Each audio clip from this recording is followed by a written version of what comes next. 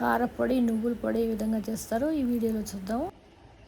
ముందుగా కారపొడి, టిఫిన్లలోకి కారపొడి చాలా బాగుంటుంది. దీనికి గాను శనగపప్పు, మినపప్పు 2 సమపాళల్లో తీసుకోవాలి. అంటే 1 కప్పు శనగపప్పు వేస్తే 1 కప్పు మినపప్పు వేయాలి. ఒక 2 టేబుల్ స్పూన్స్ మెంతులు, ఆవాలు, జీలకర్ర వేయాలి.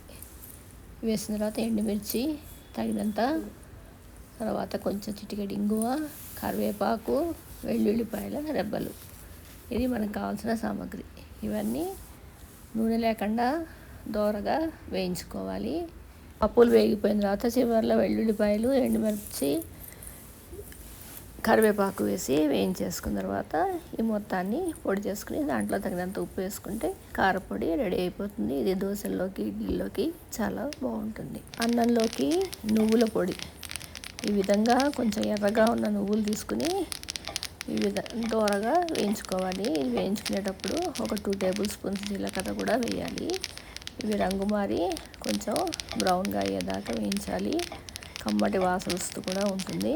అప్పుడు మనం స్టవ్ ఆఫ్ చేసేసి దీన్ని కచ్చాపచ్చగా గ్రైండ్ చేసుకోవాలి.